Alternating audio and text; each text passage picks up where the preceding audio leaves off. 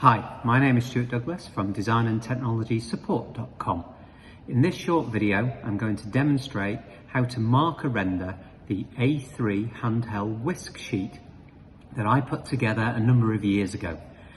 I put this sheet together to support and help my students in understanding how to marker render 2D shapes into 2.5D forms. The inspiration for this sheet was from Koos Essien's book Sketching.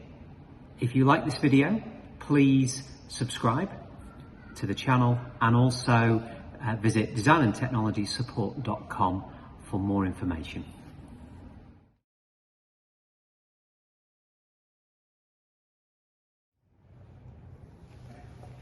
In this brief video, I'm going to demonstrate how you can use marker pens quickly and fluidly to communicate colour, render and potentially materials. We're going to use this 2D hand whisk sheet, and advice to begin with, we're going to use a range of colours, is not to use too dark a colour. So something like this, which is tallow blue, is a good, nice, medium to light blue shade. I'm actually going to use this orange colour as well for a part of it. When I'm talking about dark colours, perhaps I would say stay away from something as dark as this colour, an ultramarine, which until you become experienced is a hard colour to use. So in terms of markers and continuing on from the basic shapes, what we first need to do is look at using the marker pen with our light source. So I'm going to choose my light source from the top left, and again, ideally we're going to turn the direction of the sheet as we marker. However, if I do that, what obviously is going to happen, it's going to be difficult to film. So instead, I am in this instance going to try and just adjust my body. So I'm going to use the chisel tip, and what I want to do to begin with is decide where I'm applying the marker. Now I generally want to try and do this quickly, and I also want to try and remember my rules. My rule is all edges are always dark. So I'm going to look at what I'm trying to render and looking at things like this, which is supposed to be air vents, and this is supposed to be a button. This is a handle. This is based on a cylindrical curved form. I actually want the top to be a different colour, so I'm going to use my marker to stop in particular areas. So to begin with though, light is coming from this side here, so I'm going to apply some marker on this edge, but I want it to be thin, so I'm going to tilt my marker at an angle to just use the finer part of the tip. And I'm going to add some marker across the top here, so I'll use my marker probably at an angle, and then I'm going to add marker along this side of the form, and I'm going to use much more of the chisel and then more at the bottom. Easier perhaps if I just demonstrate. So as I say, normally I would change the angle of my page, but we'll just do this more controlled perhaps than we did with the basic shapes. What you've got to try and avoid doing is stopping with your hands. So you've got to try and keep that elbow off the table. Now, the key with markers, of course, is trying to not let the ink dry and keep moving the ink where necessary. So I'm going to keep connecting my marker to my existing marker, if that makes sense. So I'm keeping the marker pen wet. I'm adding a little bit of marker in there. I'm going to add just an extra line there, and then I'll add this on the base. Now, actually, my lines already are not that great in terms of the fluidity of the line because of the angle that I'm trying to change my body, which is a really, highly recommended that you constantly move your body. But I've got my first part of my marker down. Now let's do the second part, a bit more controlled. So I'm going to use the tip. Okay, hopefully you can just see that. I'm going to go across. I'm just going to change my angle a little bit here. So let's just go across. Okay, I'm going to try and continue this on this side. So let's just try and match it more or less to what we've got so far. And we're going to go across the top. Okay, like so. So remembering all edges are always dark and the bottom of the object is always darker. Now, what you're seeing that I'm doing now is I'm trying to treat this top section solely as its own form and this bottom section solely as its own form. So I've got dark at the base, dark at the base. The other thing that I need to consider on this one is the shadow that would be cast from here. So on the second coat, I'm going to come down a little bit deeper. But also remembering the rules that I've mentioned before, all edges are always dark. So I'm going to go around my air vents with the finer tip of my marker pen, and I'm going to go around my button. Now when I go around my button, what I'm actually going to do is do a little bit more marker underneath it and on this side, because the light source is coming from this side over here. Now typically while that dries, what we normally then do is use a grey marker, and let's work on the little the parts underneath of the handheld whisk, which is supposed to be metal, stainless steel. So we'll follow those same rules. Let's apply some marker underneath.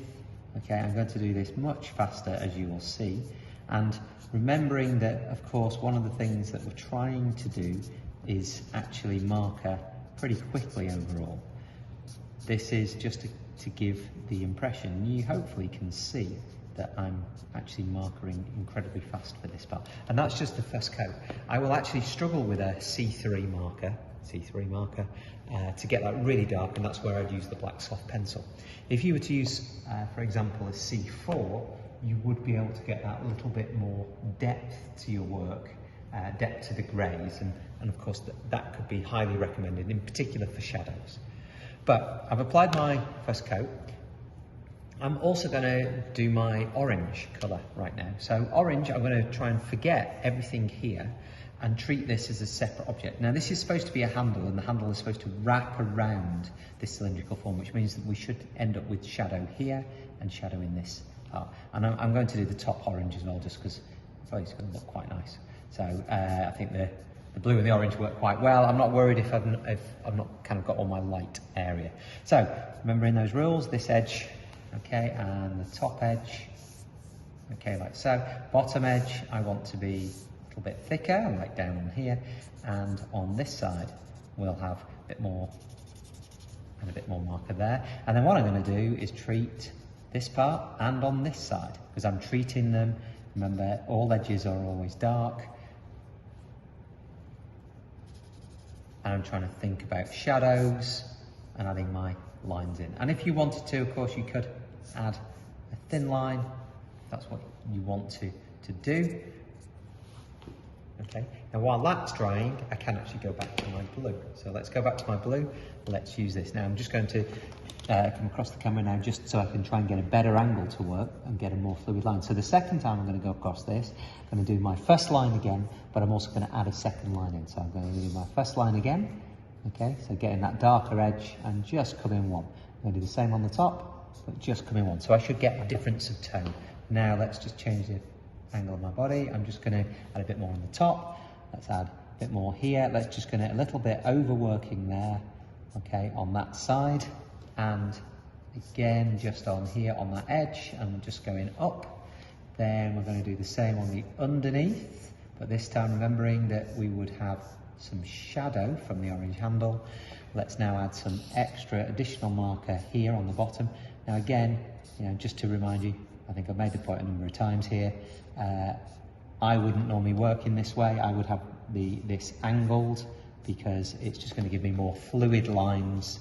And certainly that's what I would encourage any student, anyone doing this for the first time, to change the angle of your page, okay? And lastly, I'll just get that, and I'm going to go round these vents again, and of course I'm going to add more shadow underneath the button, like so. So you can see that I've started adding more marker. While that's drying, let's get my grey marker. Let's add the grey marker underneath, okay, just like so. And again, very, very quickly, I'm just trying to add, so I've got a range of different tones. It's up to you how much you put in different places. And while the grey's now drying, let's go on to our orange. And what we're just trying to do with our orange is just get some differences of tone going on. So let's just add a little bit there, a little bit more in these points. Okay, orange being a lighter colour means it's actually quite hard to get a real depth with the marker. but I'm just trying to follow our basic rules. And again now, so what we need to do, and the key part here really, is let the marker dry. Okay, by letting it dry, it means that the next time that we do it, we should get even more tonal differences between the marker pen, which is of course what we're actually trying to achieve here.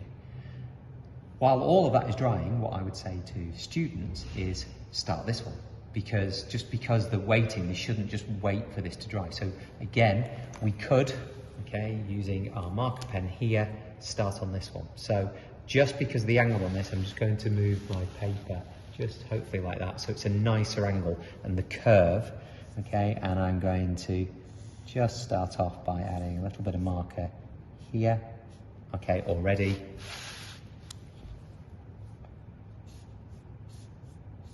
Okay, like so.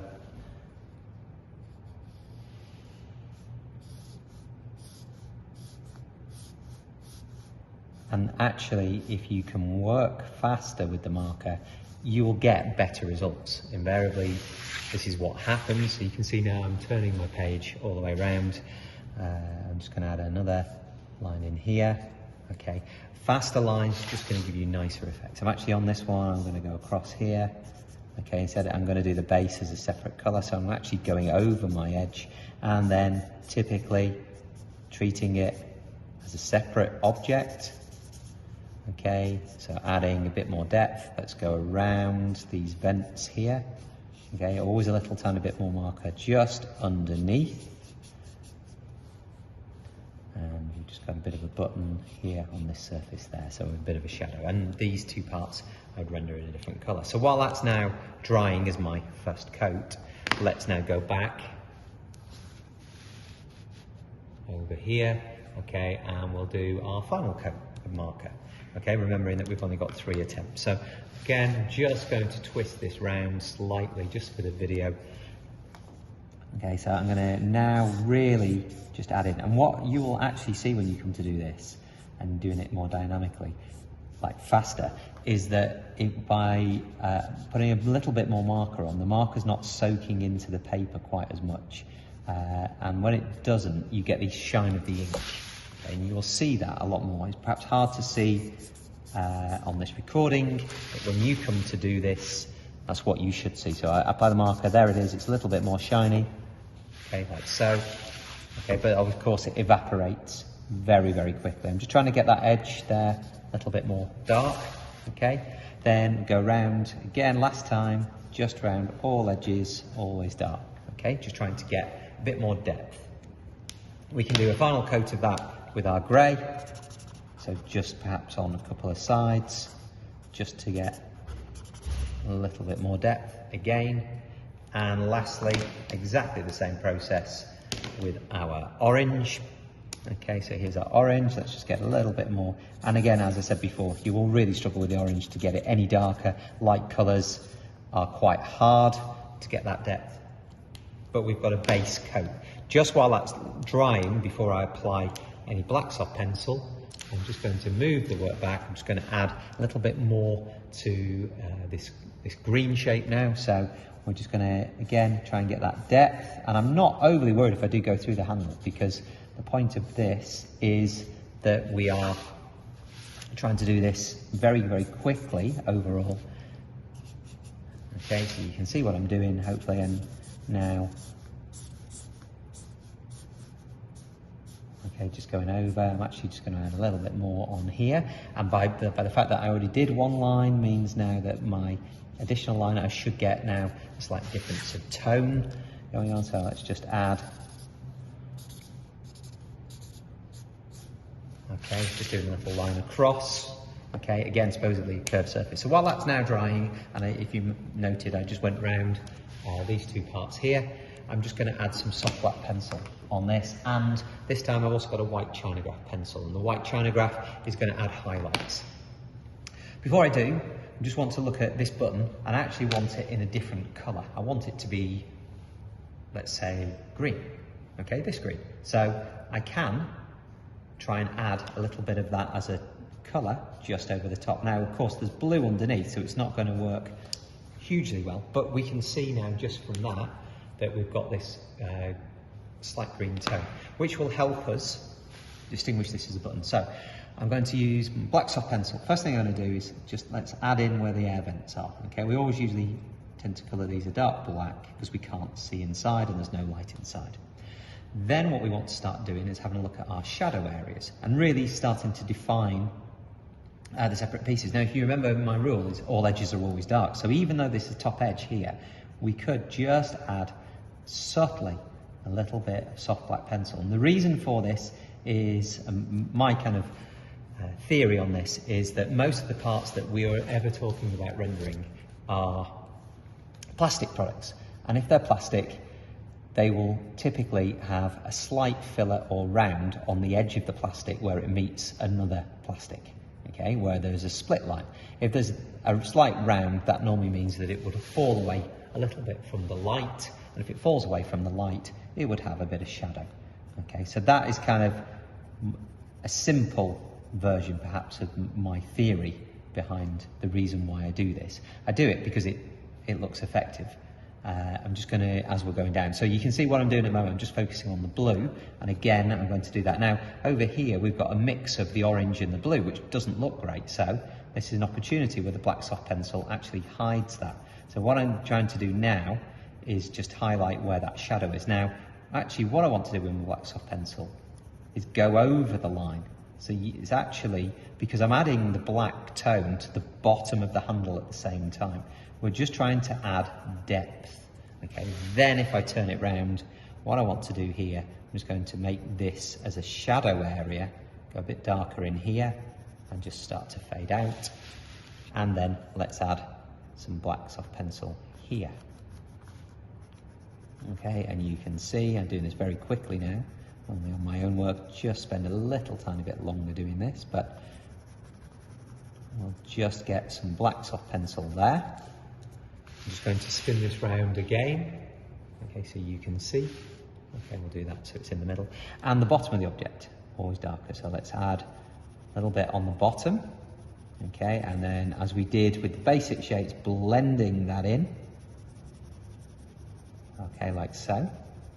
Just blending, getting that depth just with the marker, possibly a little bit just around my vents as well. And then this one I really want to show you is just the difference that the black pencil makes with the button. If you see the button now, I'm going to look at adding a little bit of black on the right hand side of it and underneath, so it fades as a shadow. And as soon as I start to do this and I get that little tiny bit of depth with the button, it looks perhaps a little bit more 3D like. So we've started there. Now with a China graph, what I could do is just highlight on the opposite side, so this side, the light side, just a light line, okay, as though the button is just catching the light a little bit, like so. And then we could continue with the shadows, so looking at shadow areas, such as underneath here, and in here, trying to get that fade and that blend. Let's have a look underneath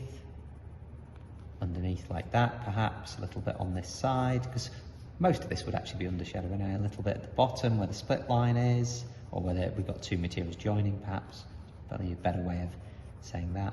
Okay, so we're just adding that in, and then lastly, I'll just add a little bit on over the orange here, and then lastly we just want to add in this bit, because we're talking about a cylindrical form, so as it goes here, and to match this side, we also need that depth, so we'll just add in and then fade, because we really want the orange to show rather than the black soft pencil. So we're just going to add that.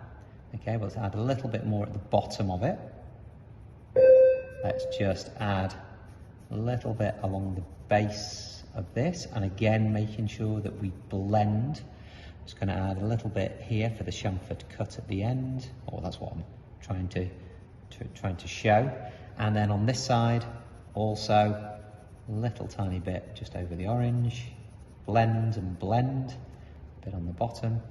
And then typically quite something that I do quite often is I finish with a designer's flourish, which is like a little squiggle really, but it's kind of about moving the black soft pencil fairly quickly to get something like this. It doesn't really mean anything at all, but it just gives the impression of very much sketched work. So using a sharp part of the pencil, a little bit more vertical, so going across, and pulling it away. Okay, if I just demonstrate that again, I realise this is very fast. There's no real way to slow this up, but I'm going to go across here like this. Okay, so it's like and pull up and lift up, and the key is lifting the pencil up at the end, if that's what you want to do. As I say, it doesn't really mean anything at all, but it just adds perhaps a little bit of fun and a bit of dynamic sketching, I call it, where it just makes sure everything looks a little bit faster. And you can see I've just had a little bit of China graph highlights, and whilst it's not the best version of this I've ever done, it's okay. Okay, which then allows me, of course, to go back on this one. Now, this is where I start working, and then when I start doing this, I'll do separate parts, and then maybe I'll move to this one or this one. This one, by the way, is one where you have to twist the pen as you work. But if I just start this, let's start on this side in particular. So let's just add a bit more marker here. Okay, something like that. Okay, a little bit more tone on the base. Okay, spinning it round. Okay, so we've got our darker edge. We've just come in a little bit more. Okay, perhaps something like that. If I want to, I could add another bit of marker here. It's totally up to you. It depends how you feel. Okay, and it's very much on the day. Okay, so as you can see there, just add a little bit more on that bit. And then just while that's drying, because I know that they would all be dark, you can just see the difference now if I just add in a soft bit of some soft black pencil. Just on the, I do tend to find that the coloured pencil works better than doing this with a marker pen, just because you get, it's not quite as harsh.